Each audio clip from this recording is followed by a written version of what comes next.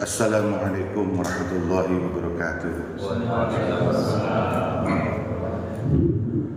Innal hamdalillah wassalatu wassalamu ala Rasulillah wa ala alihi washabihi wa man Rabbi ishrah li sadri wa yassir li amri wa hlul min lisani yafqahu qawli.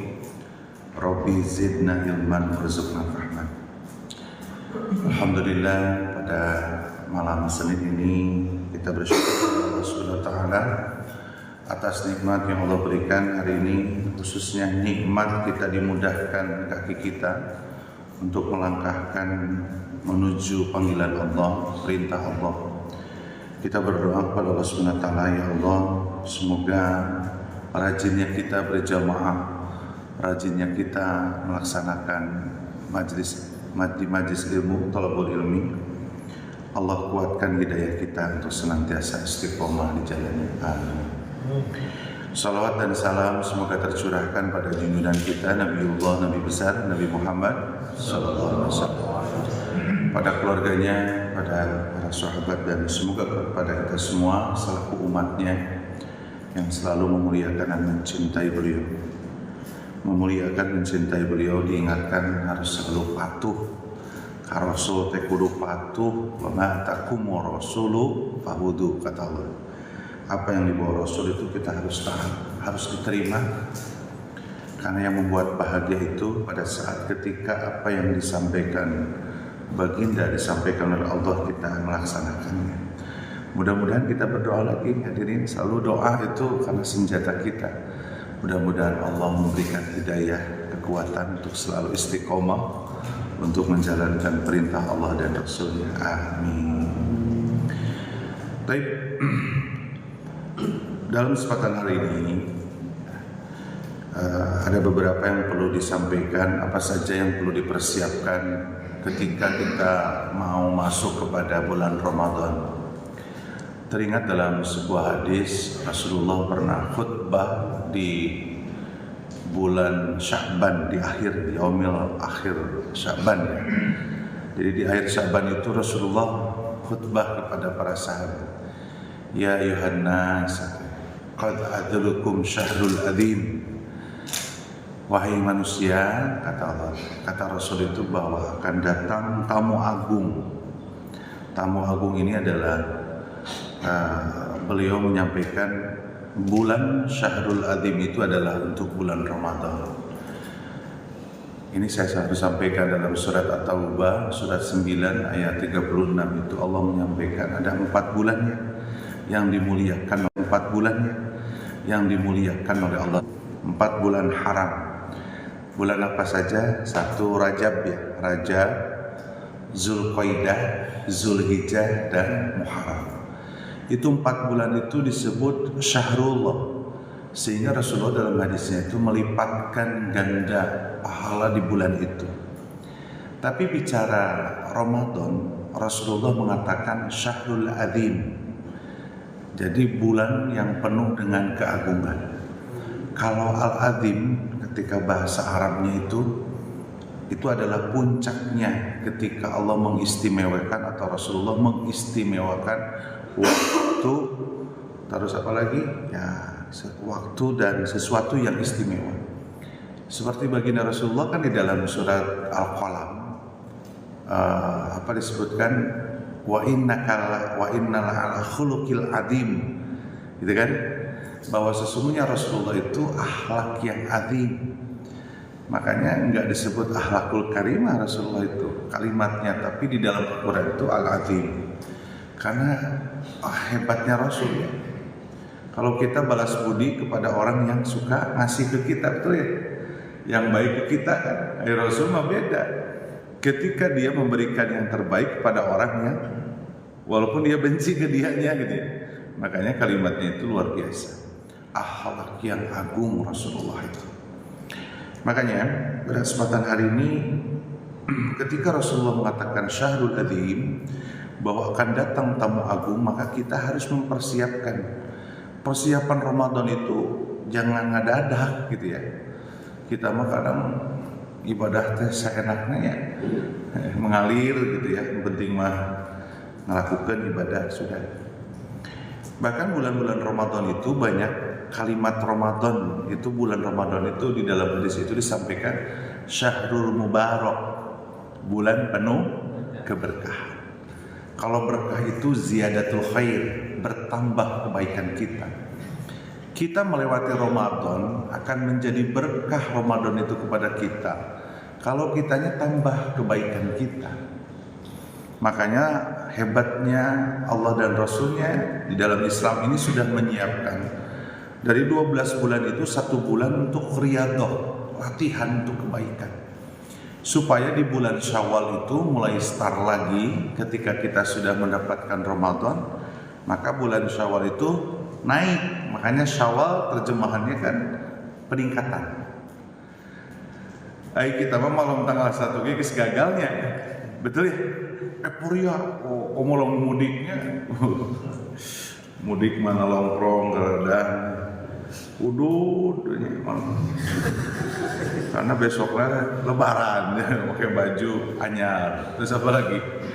Subuhnya kesiangan ke masjid, baca Quran dadah. Makanya disebut syahrul mubarak itu harus ada peningkatan kebaikan, ziyadatul khair. Makanya Rasulullah itu dalam hadis itu kamsoimun, banyak yang sama, tapi laisa lahu min siyamin, tidak dapat apa-apa. Orang tuh lewat aja Ramadan itu ilal ju'iwal, atau sih hanya lapar dan dahaga. Makanya kita harus mempersiapkan, walaupun ini ada hadis doif ya, hadis ini lemah oleh Ibnu Hajar, banyak para ulama bahwa hadis ini, tapi masih suka dipakai oleh para ulama. Itu sebetulnya secara matan hadis itu masih punya makna gitu. Disebutkan dalam hadis riwayat di sini disebutkan man faraha bidukhuli Ramadan, barang siapa yang bahagia ketika mau masuk Ramadan, ini haramallahu jazada 'alan nar, diharamkan dari api neraka. Memang secara motivasi, ketika seseorang mau ketemu tamu lalu bahagia, maka dia akan menjamu tamu itu dengan baik, betul ya? Kalau bahagia orang muda kadang jadi beban, komo anu sok nyantara puasa gitu nya. Asa teh bebannya Ramadan teh. Kudu komo bagi laki-laki menyapa. Kudu nyiapkeun duitna, kudu nyiapkeun. Aduh teh menang THR teh. Didramatisir sebetulnya ibadah Ramadan itu oleh pemerintah, bukan oleh budaya di Indonesia. Baju kudu lebaran, kudu aya mudik, karena memang cutinya itu di bulan Ramadan gitu ya, di akhir Ramadan, masuk menjelang cuti bersama itu ya, liburnya. Sehingga ketika kita mau mudik tuh, kalau nggak punya duit malu, nggak punya bekal. Makanya saya selalu mengatakan kalau kita mau ke akhirat itu mau mudik saja. Kalau mudik harus punya bekal. Itu boga bekalnya orang mau balik ya, era ya tetangga, era kudulur. Betul ya? Didramatisir, makanya lebaran di kita mah di Indonesia. Dasarnya cenah, cek batur, tapi lamun searching di Google, dan di Arab mah teu aya yang namanya mudik kayak ini. Ya, justru mereka berbondong-bondong pada saat 1 Syawal itu di Masjidil Haram, Masjid Nabawi, karena punya masjid yang mulia yang bagus. Apa-apalah di Indonesia, alhamdulillah minimal kita dapat pahala berkunjung kepada orang tua, kepada kerabat ya. Makanya Ramadan itu optimal ya, menabung duitnya supaya kita mudiknya duitnya tebal, betul ya. Ini Kang Hendriana yang tahu ya kalau kita mudik, apalagi kalau mudiknya itu ada pertemuan alumni, wah geus rada era we, iku malam ketemu jeung babaturan cenah urang teh boga duit dan seterusnya. Tapi insya Allah mudah-mudahan kalau kita menyikapi dengan terbaik, insya Allah akan baik. Hadirin kembali ke yang tadi, ketika bulan Ramadan itu tadi Syahrul Adhim, Syahrul Mubarak, dalam hadis itu kalau dibaca dari Salman Al-Farisi itu ada yang disebut bulan di situ disebutkan Syahrul Sobri, bulan penuh dengan kesabaran, bulan sabar. Jadi asyam itu nisfus sabar, puasa itu setengahnya dari sabar sebetulnya, melatih kesabaran, kata Rasulullah itu. Karena sabar ini kan paling tingkatan yang paling hebat sebetulnya. Ketika seseorang sudah ada sifat sabar di dalam diri kita, maka sudah puncaknya sebetulnya. Sabar itu bisa menahan diri, ridho atas takdir yang Allah berikan. Maka bonusnya kalau orang dapat musibah, sabar, dapat sakit, sabar. Bonusnya 2. Apa hadirin? 1, bonusnya pahalanya banyak. Di dalam surat Al-Zumar itu innama yuwaffas sabiru ajrahum bighairi hisab. Jadi kalau ada yang sakit, sabar, ridho, menerima, tapi tetap ikhtiar kita berobat, maka Allah tuh lipatkan pahalanya. Kalau orang sudah dapat pahala sabar, mantap. Nanti di akhirat itu pahalanya banyak pokoknya. Yang kedua, yukaffiru sayyi'ah, kata Rasulullah. Kalau sabar itu menggugurkan dosa. Makanya alhamdulillah hari ini masih ada yang sakit jamaah kita ya, mudah-mudahan Allah sehatkan. Saya juga ini kaki, ini kukunya diambil oleh dokter karena kejeduk. Pada saat saya lagi mengejar ke masjid karena sholatnya masbuk ya, jadi lihat imam mau ruku, jadi sedang imam kan suka terdengar kalau di masjid kami, kita jeduk karena tangga. Nah, ternyata jadi prosesnya akhirnya dicabut lah. Makanya kita duduk. Mudah-mudahan yang sakit Allah berikan kesehatan. Tapi bonusnya luar biasa ya. Diampuni dosa, guguran berdosa kedua, dapat pahala yang banyak. Ada juga kalimat dalam hadis itu panjang kalau dibacakan, wa huwa syahrul muwasi, kan, bahwa bulan Ramadan itu disebut bulan berbagi, melatih berbagi. Makanya nanti saya sampaikan beberapa poin yang harus kita lakukan sebelum pada saat bulan Ramadan. Ada yang disebut di dalam hadis itu syahrul Quran. Makanya kenapa para ulama mengatakan bulan Ramadan itu disebut syahrul adzim, bulan yang penuh dengan keagungan, karena pada bulan itu Allah sampaikan dalam surat Al-Baqarah itu adalah bulan diturunkannya Al-Quran. Syahrul Ramadan alladzi unzila fihi Quran hudal linasi wa bainatin minal huda wal furqan. Di bulan Ramadan tuh keistimewaannya mujizatnya Nabi kita, manhajatu fil hayah, pedoman hidup yang disebut Al-Quran diturunkan di bulan Ramadan. Maka kemuliaan Ramadan itulah maka disebut syahrul adzim. Makanya ada tamu agung hebat di kita. Namun ayat tamu agung, Pak RT ya? Betul ya? Betul ya? Kalau nggak Pak Yana sudah mengerti. Kalau mau ke BS2, mau datang Pak Prabowo, mau datang Pak KDM, mau datang Pak Rudi, mau datang Pak Camat, mau datang Pak Lurah Keradenan, Nang Lewer di sini ya. Coba ada beda pasti. Anu datangnya Prabowo ke sini. Bahkan seluruh rakyat Indonesia di Kabupaten Bogor, kalau Prabowo mau ke PS2, itu pasti hadir itu. Ulahkah Prabowo, Pak KDM aja datang ya? Pastinya. Karena memang tamu yang datangnya beda. Coba Pak Lurah, Bu Lurah ya, Nanggawer itu ibunya. Datang kan dia santai-santai aja tuh. Datang hayang apal. Beda ketika kalau tamunya itu lebih agung. Ini di dalam dunia ya. Nah, inilah seperti kita pada saat bulan Sya'ban ini. Makanya kenapa Rasulullah itu menyampaikan seperti itu. Ya, makanya yang pertama yang harus disiapkan nih. Persiapkan yang pertama itu adalah bahwa ketika mau masuk di bulan Ramadan itu memang ini semuanya diawali meluruskan niat.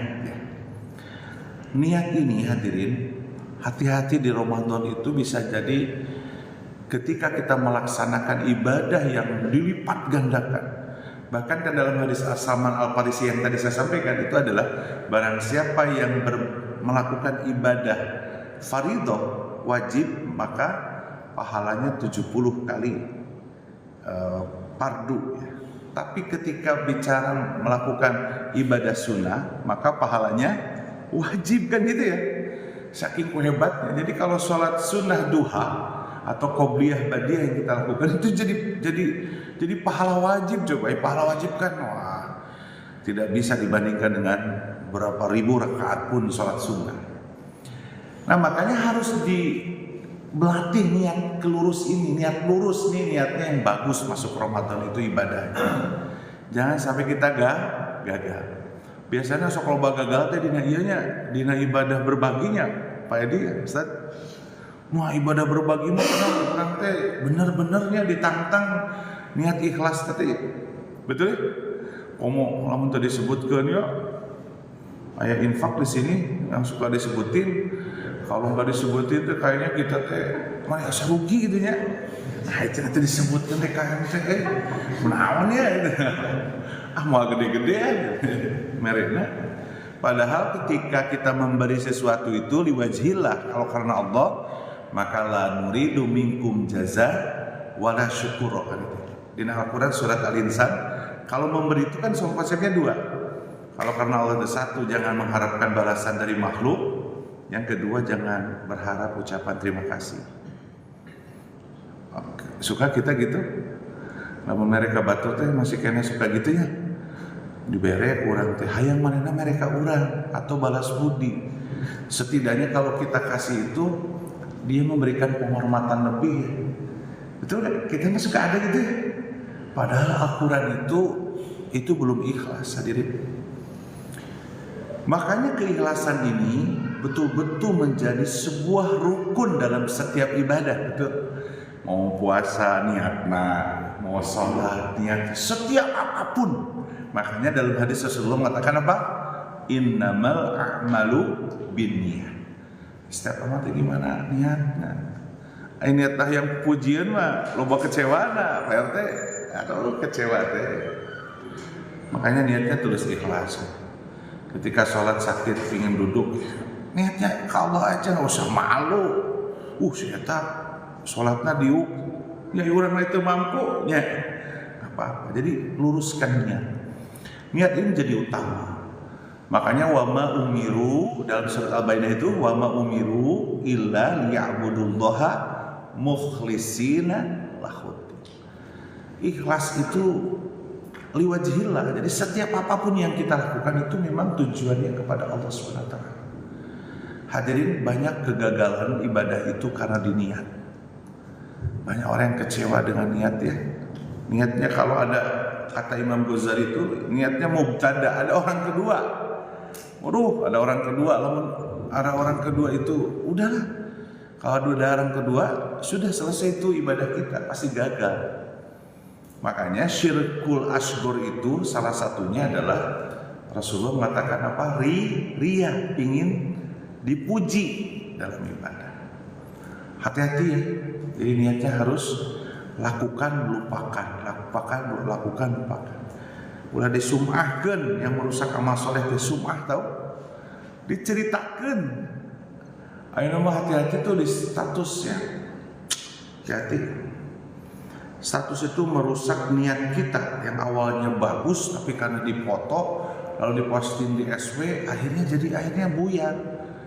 Yang kalau ibadah umrohnya, sampai lagi tawaf itu nanti diposting, aku rindu ke Baitullah ya Allah. Itu cek iman geus ibadah mah dikudu hayang ditempuh ku batur, tapi teu naon buat dakwah motivasi. Buat orang-orang yang panasan maka nanti jadi berangkat. Tapi naudzubillah min dzariknya jangan sampai. Luruskan niat ya bahwa kita di dalam masuk Ramadan itu. Ayo niat itu gimana sih cara melembutkan hati? Kalau melembutkan hati itu konsep dasarnya harus diajarin sebetulnya. Diajarinnya gimana? Kita kalau memberi teh ayo memang harus dipaksakan. Ketika ibadah dipaksakan, nanti juga akan terbiasa. Ya, makanya ingat kepada kebaikan itu 2L, lakukan, lupakan. Sudah, salat biasa aja. Seterusnya gitu ya. Yang kedua, hadirin, persiapkan di bulan Sya'ban itu. Kenapa nih? Rasulullah itu hebatnya lengkapnya. Kan bulan Sya'ban itu pemahaman yang pertama, bulan Sya'ban itu hadisnya terkait masalah perbanyak istighfar, perbanyak amal sholih. Gitu ya, perbanyak amal sholih, perbanyak istighfar. Itu kan hadisnya umum itu, tidak ada perbedaan pemahaman. Anu kedua, pemahaman kedua, jadi ayat malam nisfu, gitu ya. ada Yasin 3 kali, terus ada istighosah, ada salat sunnah. Itu kan konteksnya berbeda, dua pemahaman, tapi kita harus menyikapi dengan sikap terbaik. Tapi ketika bicara harus beristighfar, memohon ampun, perbanyak puasa ya dalam hadis itu bulan Sya'ban itu. Yang ketiga adalah perbanyak amal soleh. Kenapa? Karena kalau kita mau masuk di bulan Ramadan itu harus bersih. Makanya persiapan di bulan Sya'ban itu dioptimalkan, kita memohon ampun kepada Allah.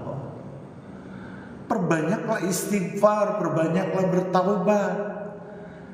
Ayo kita, maka kumanya asup Ramadan habis nyalira, santai-santai aja. Padahal di bulan Sya'ban itu perintah dari Rasulullah itu perbanyakan mohon ampun. Pernah saya bahas di sini ya, bagaimana istighfar di setiap hari yang disebut optimal memohon ampun kepada Allah. Berapa ratus kita kemarin pernah dibahas di sini, hampir lebih dari 600 lebih kita harus memohon ampun kepada Allah. Bernangis dong bulan Sya'ban, ya Allah, ampuni dosa hamba ya Allah. Makanya bagus seperti budaya cucurak di budaya kehidupan dunia. Cucurak ya, cucurak di Bogor ada, di sini cucurak di komplek ini. Nah cucurak ini manfaatkan Ustaz untuk memaafkan, saling memaafkan. Tapi saling memaafkan itu jangan malu. Kalau kita suka ngomongin Pak Edi, yang ngomong ke Pak Edi, mohon maafnya, saya tuh suka ngomongin jelek bapak, ampura, punya gitu supaya bersih masuk Ramadan. Ayo urang mah anehnya, erek Ramadan itu sedang dibersihkan di Ramadan. Perintahnya itu di bulan Sya'ban Ramadan, mau masuk Ramadan, bersihkan. Makanya saling memaafkan itu di bulan Sya'ban, bagus itu. Ulah mah pas tanggal hijinya. Minal aidin wal faidin. Mohon maaf lahir dan batin. Padahal doanya Rasul itu yang betul itu taqabbalallahu minna wa minkum. Semoga Allah menerima Ramadan kita dan ente, gitu kan gitu. Eta budaya di urang. Nu bagus mah di bulan Sya'ban.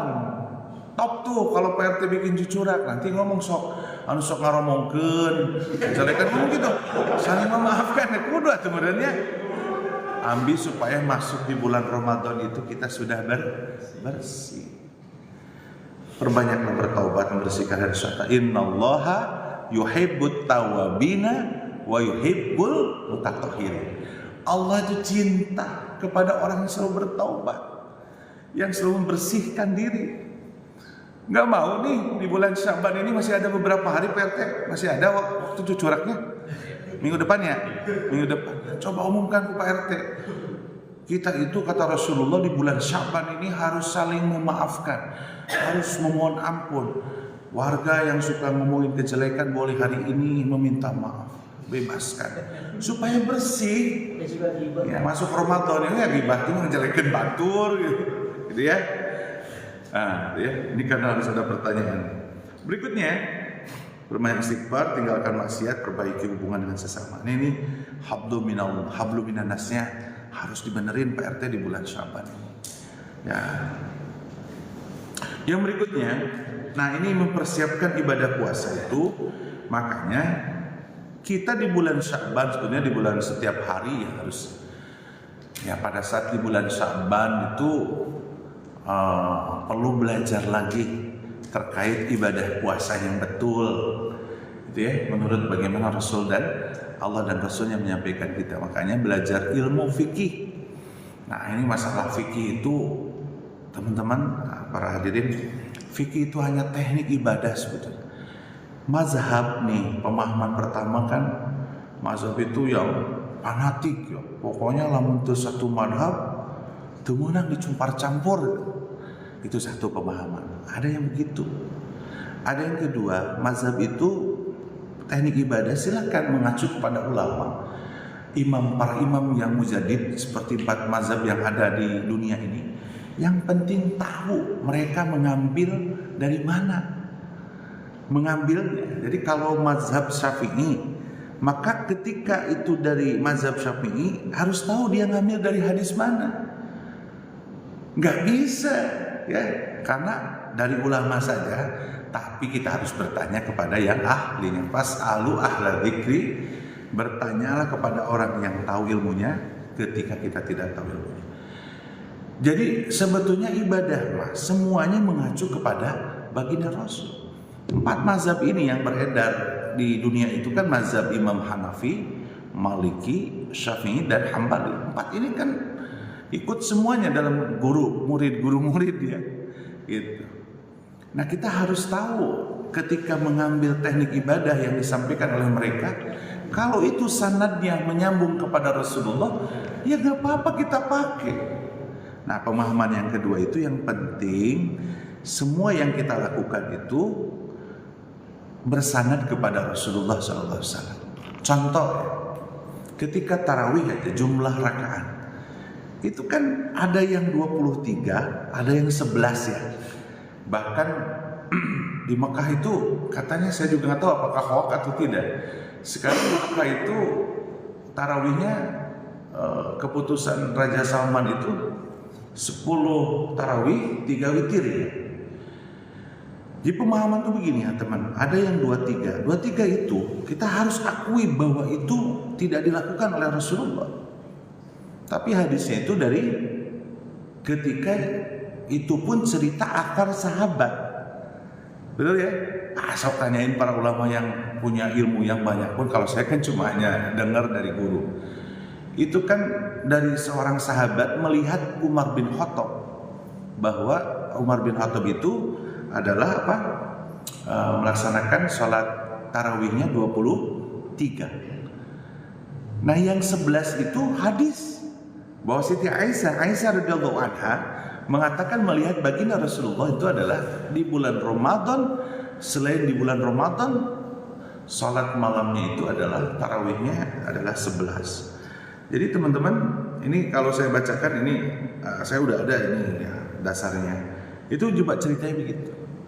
Makanya ada pemahaman itu yang 23, ada yang 11, ada yang ketiga itu pemahaman terkait jumlah tarawih. Yang penting ganjil. Sholat malam itu, qiyamul lail itu, yang penting ganjil. Kalau kita mau mengacu kepada baginda Rasulullah yang dilaksanakan Rasulullah, memang keterangannya ada 11. Kalau kita mau memahami bahwa keterangan yang kedua adalah dari sahabatnya Umar bin Khattab sebagai sahabat yang dijamin khulafaur rasyidin, ya nggak apa-apa melakukan itu. Tapi ada yang ketiga, hadis Rasulullah itu banyak, ada yang 39, ada yang lainnya dalam hadis-hadis lain. Sehingga kesimpulan para ulama melaksanakan ibadah sholat malam itu yang penting ganjil. Ganjil itu bilangan ganjil itu naon? Hiji, 3, 5, 7, 9. Nah, sesuai kemampuan.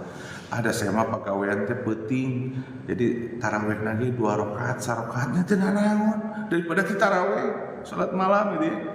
Melakukan salat malam itu Rasulullah mencontohkan sebelum tidur atau setelah tidur. Nah, enggak ya teman. Jadi jangan diperdebatkan ya. Kalau di BKP kita mengambil 11 rakaat itu supaya tumaninah. Karena Rasulullah melarang salat itu muhtasiran ya. Muhtasiran itu terburu-buru. Ada ya di medsos yang gerak cepat ya, kecepatan mungkin 300 meter per jam.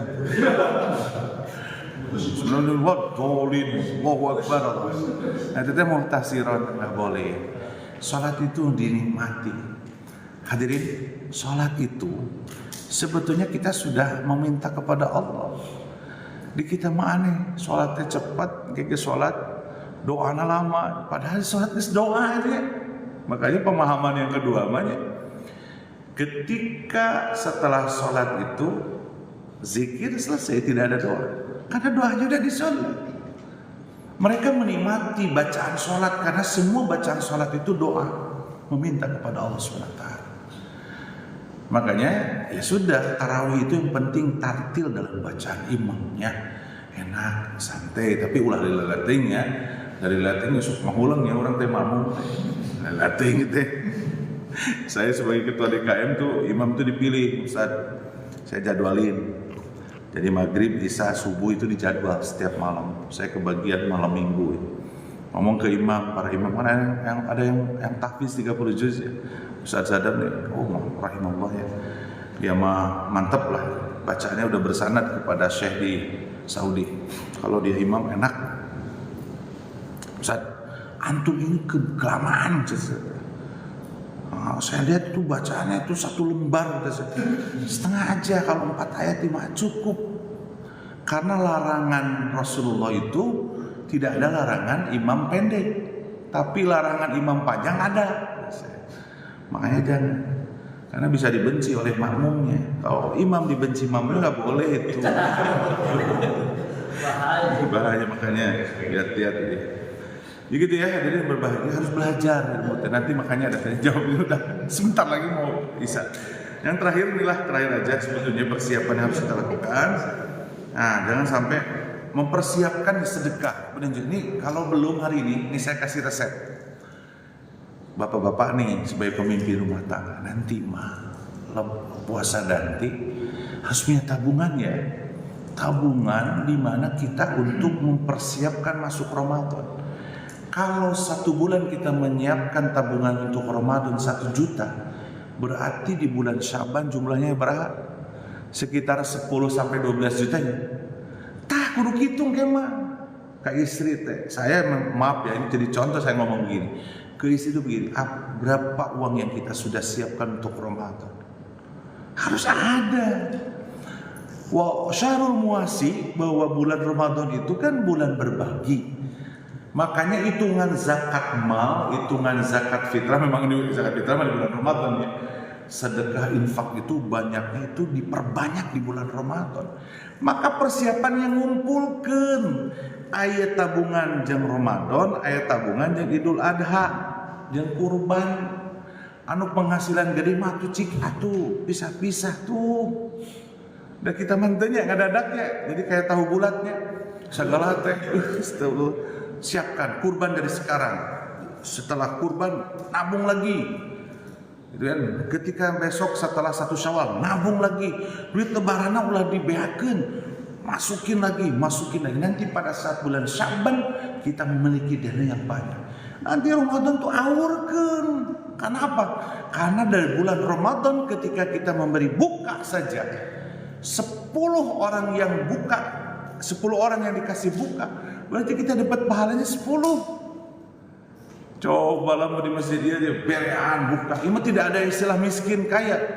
Barang siapa kata Rasulullah yang memberikan buka kepada seseorang, maka itu akan mendapatkan pahala saum. Nih ngawur gara di Ramadan teh ngawur atuh. Ngawurkeun duit teh, siapkan uangnya. Kalau hari ini belum, tahun depan lah. Semoga Allah wabalikna fi Ramadan nanti. Allah sampaikan di Ramadan. Tapi siapnya ke Ramadan ke Pak Ustadz Ujang, Ustadz Edi duitnya saroba ya 10 juta, 20 juta. Wih, duitnya gagahnya Ramadan 20 juta. Ima 10 juta ke beli baju. Hese tuh. Yang kue. Jadi yang berbahagia itu yang perlu disampaikan, persiapan artinya bahwa kita di bulan Ramadan itu, ayo kalimatnya begini. Ramadan itu man soma Ramadan, man qoma Ramadan, man qoma Lailatul Qadar. Semuanya hadisnya kan imanan wahtisaban. Iman wahtisaban itu berharap pahala dari Allah. Gufrilahu ma taqaddama min dzambi. Diampuni dosa. Makanya tanggal 1 Syawal disebut apa? Idul Fitri. Kembali kepada fitrah, bersih. Mau nggak bersih? Lembaran baru di bulan Syawal, hapus dosanya. Makanya kita berdoa kepada Allah SWT hari ini, ya Allah wabalighna fi Ramadan, ya Allah sampaikanlah kepada bulan Ramadan supaya kita bisa nanti mendapatkan kembali kepada fitrah itu yang disebut hidayah Lailatul Qadar. Siapa yang bahagia masuk Ramadan, siapa yang sungguh-sungguh di bulan Ramadan dalam melaksanakan ibadah, Sya'bannya hebat, Rajabnya hebat menyiapkan Ramadan, top tanggal 1 dapat hidayah. Mantap satu teh, menjadi hamba Allah yang bersih dari dosa-dosa yang Allah nanti diampuni semuanya. Ketika kita di bulan Syawal ada lembaran baru lagi. Hebat Allahumma, ada pembersihan setiap tahun itu. Mudah-mudahan kita mendapatkan itu. Wallahu a'lam bishawab. Mangga ada 10 menit lagi yang bisa ditanyakan. Terima kasih.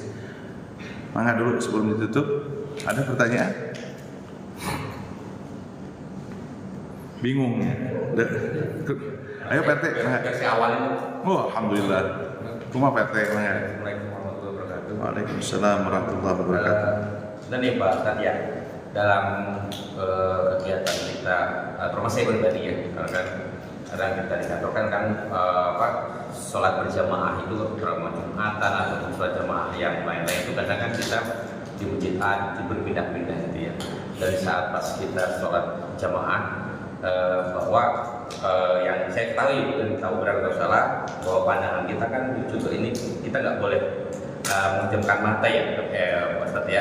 Tetapi kadang dalam sengaja kita nggak sengaja kadang kita melihat jemaah yang lain samping kanan kiri atau kiri kita ada yang melakukan gerakan terus heboh dari kan kita kepikiran nih terus akhirnya kita merenung itu hukumnya gimana tuh menggugurkan sholat kita atau enggak itu seperti itu. Baik, ya jadi begini, kalau di dalam aturan fikih bahwa tata cara sholat itu kita kan memang harus fokus apa yang kita baca, dan memang di dalam kaidah fikih itu kita memandang itu kepada tempat sujud kita. Nah, adapun ada gerakan-gerakan yang lain, kita kan memang manusia yang tidak bisa menghindari itu. Yang penting kita bagaimana meluruskan terus niat kita untuk tetap konsentrasi kepada sholat kita. Makanya di dalam Al-Quran itu disebutkan bahwa yang namanya sholat itu untuk menjadi khusyuk itu memang berat ya. Wasta'inu bis-sabri was-shalah wa innaha lakabirah, kan gitu ya. Bahwa sholat itu sesungguhnya berat. Illa alal khasyin, kecuali orang yang khusyuk. Siapa orang yang khusyuk itu dijelaskan dalam Al-Quran. Alladzina yadhunnuna annahum mulaqu rabbihim. Orang yang selalu rindu kepada Allah. Bahkan sekarang kemarin Isra Mi'raj itu kalimatnya para ulama itu bahwa mi'rajnya kita kepada Allah itu adalah sholat. Ketemunya kita dengan Allah itu pada saat sholat. Memang untuk cara mengkonsentrasi kembali lagi ya, ketika keganggu ya fokus lagi dengan bacaan. Makanya perlu ada makanya dalam ibadah itu kan ada 4 ya. Salah satu yang ketiga itu ibadah itu pertama harus dari Rasul, dari Allah dan Rasul. Kedua harus ikhlas. Yang ketiga harus ada ruhnya, menjiwai. Nah, salah satu dalam menjiwai sholat itu harus tahu terjemahnya. Saya tuh lamun teu apal Quran siga sayanya atau terjemah sholat atau nu apalnya. Seperti subhana rabbiyal azim wa bihamdi, maha suci Allah yang maha agung dan segala, dan Allah yang ini wa bihamdihi, yang Allah terpuji. Nah, itu minimal itu konsentrasi di situ.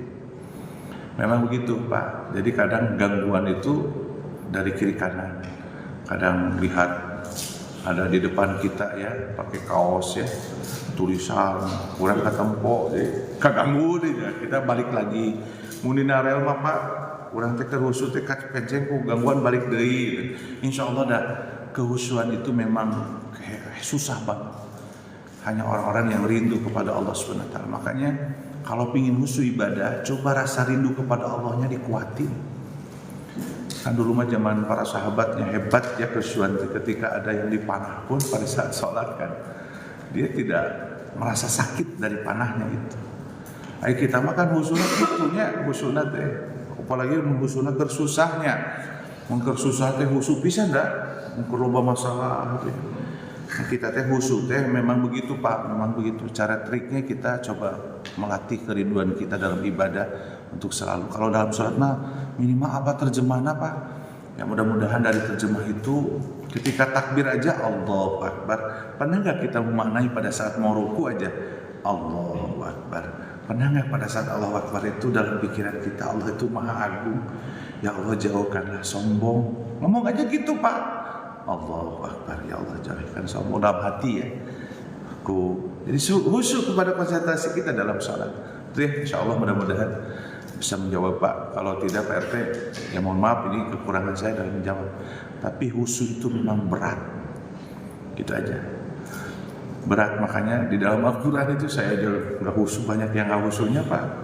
Tapi kita kalau nggak khusyuk balik lagi gitu, khusyuk balik lagi gitu kita.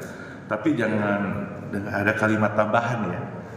Ada kalimat tambahan tuh ke sholat, ke tempo, kayak aww gitu. Astagfirullah, ini nggak boleh, itu batal hukumnya.